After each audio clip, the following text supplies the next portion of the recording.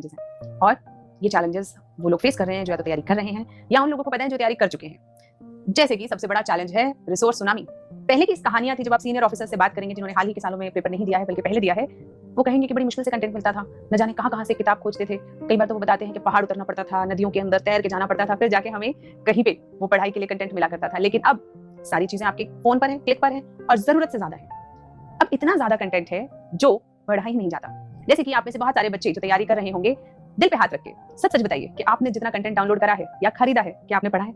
क्योंकि अक्सर आप देखेंगे कि हम लोग अपने गिल्ट को हटाने के लिए, क्योंकि हम पढ़ नहीं पा रहे हैं, तो उस गिल्ट को हटाने के लिए हम नए कंटेंट खरीदते रहते हैं, नए कंटेंट डाउनलोड करते रहते हैं। और कई बार 100 200 पीडीएफ हमारे पास हमारे फोन टैबलेट्स में पड़ी होती है, लैपटॉप्स में पड़ी होती है, लेकिन पढ़ी उनमें से एक भी नहीं होती। कोई एक भी पीडीएफ ऐसी नहीं होती जिसे एंड टू एंड हमने पढ़ा हो और याद किया हो। तो रिसोर्स बहुत ज्यादा है। तो इसी के लिए सबसे आसान तरीका यह है, आप अपने रिसोर्सेज को लिमिट रखें। बहुत अच्छा लगता है अगर सेम कंटेंट हमें अलग अलग रंगों में, अलग अलग प्रेजेंटेशन में मिल जाए, लेकिन कंटेंट तो सेम ही रहेगा ना। हिस्ट्री कौन बदल देगा? क्वालिटी कौन बदल देगा? So be very very clear. Presentations बदल सकती है, कंटेंट नहीं। तो अपने कंटेंट को सोच के समझ के रिस्ट्रिक्ट कर लीजिए कि पहले मैं ये खत्म करूंगा या करूंगी, उसके बाद अगले कंटेंट पे जाएंगे। तो सबसे बड़ी प्रॉब्लम, पहली problem resource tsunami, solution resource restriction and limitation. दूसरी सबसे बड़ी problem, challenge, we have lost faith. अब पता ही नहीं चलता कि किस प्रोसेस पे विश्वास करना है। कई बार हम इस यूपीएससी की प्रोसेस से ही विश्वास खो देते हैं, बट प्रोसेस पे विश्वास होना बहुत जरूरी है। जैसे कि अक्सर आपने एक ये प्रोपेगेंडा सुना होगा कि इतना कंपटीशन है, कोई पास ही नहीं होता। अगर ऐसा होता तो हर साल लगभग 1000 बच्चा तो सिलेक्ट होता ही है, और जो सिविल सर्विसेज की तैयारी कर रहा होता है उसमें से भी बहुत सारा बच्चा CAPF, CDS, banking, PO, RBI, अलग अलग एग्जाम्स को देके, पीसीएस इतना बड़ा एग्जाम का जो प्लेटफॉर्म है उन पे एग्जाम्स देके पास होता है। तो ऐसा नहीं है कि पास नहीं होते लोग। जो मेहनत करते हैं, सही दिशा में रहते हैं, वो पास करते हैं। देन दुनिया में हर चीज के लिए हमें विश्वास की जरूरत होती है। हर चीज के लिए हमें ये बात समझनी पड़ेगी। विश्वास है, इसीलिए आप रोज रात को ये सोच के सोते हो कि कल हम उठेंगे, और अपने दिन को प्लान करते हो।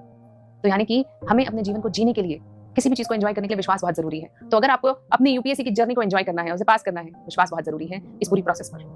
Third, over guidance, under work.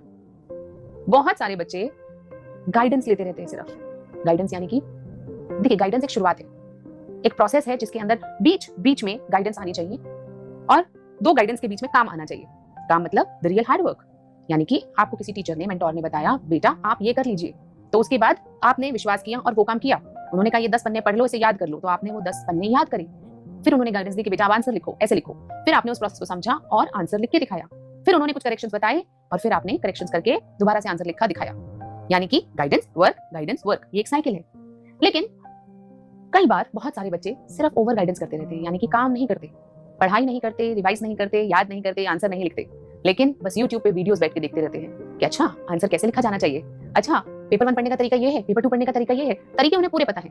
यानी कि अगर आप उन्हीं को बिठा दें ये वीडियो बनाने के लिए, तो हो सकता है बेहतर बना दें, क्योंकि मैकेनिज्म पूरा पता है, लेकिन करा नहीं है। करना बहुत जरूरी है। गाइडेंस एक स्टार्टिंग पॉइंट है, एक फैक्टर है, लेकिन उसके बाद जो चीज आपको सक्सेसफुल बनाती है वो ये नहीं कि आपने ड्राइविंग में कितने मैनुअल पढ़ लिए, बल्कि जब आप ड्राइव करते हैं, यानी कि जब आप वो काम करते हैं, तो देखिए, जानिए, लेकिन उसके बाद काम भी करिए। क्योंकि कई बार हमें सिर्फ बातें करने में मजा आने लगता है, कई बार हमें सिर्फ सुनने में मजा आने लगता है, तो हमारा रियल अचीवमेंट थोड़ा सा दूर हो जाता है। So beware of over guidance and start working. We have to work. काम करना बहुत जरूरी है। चौथी चीज जो हमारे लिए बहुत ही ज्यादा इंपॉर्टेंट है, दैट इज टाइम मैनेजमेंट। बहुत सारे कैंडिडेट्स टाइम को मैनेज ही नहीं कर पाते हैं, यानी कि वो प्रायोरिटाइज नहीं कर पाते हैं कि किस एक्टिविटी को कितना समय मिलना चाहिए। कभी किसी चीज के ऊपर बहुत समय लगा देते हैं, चाहे वो इतना इंपॉर्टेंट हो या ना हो, चाहे वो टॉपिक से क्वेश्चंस आए या ना आए। कई बार उस टॉपिक को बिल्कुल छूते ही नहीं, या बिल्कुल शैलो तरीके से निकल जाते हैं जिसपे क्वेश्चंस आते हैं। सो time management and prioritisation very important.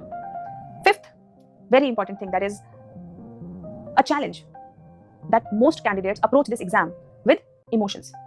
Emotions मतलब वो एक इमोशनल अंडरस्टैंडिंग से इस एग्जाम को अप्रोच करने लगते हैं। वो इस तरीके से एग्जाम को सोचने लगते हैं कि मेरे को इसी बार में निकालना है, अगर मैंने नहीं निकाला तो ये हो जाएगा, मेरे पेरेंट्स मुझे अगला चांस नहीं देंगे, उन्होंने इतनी तकलीफों से मुझे यहाँ पे भेजा है। लेकिन ये सारी बातें सही हैं, सोचना भी चाहिए एक अच्छे जिम्मेदार बच्चे होने के कारण, लेकिन ये सब सोचने से आपका एग्जाम नहीं निकलता।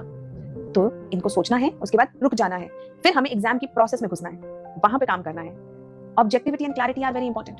अक्सर क्या होता है कि इमोशंस, ओवर थिंकिंग, ब्रेकडाउन्स और ये सारी चीजें जो हमारे साथ होती हैं, उसके साइकिल में बच्चे ऐसे फंस जाते हैं कि जो रियल एग्जाम के लिए काम करना है, जो ऑब्जेक्टिविटी क्लैरिटी चाहिए, वो मिस हो जाती है। Very important thing, don't miss the objectivity and clarity.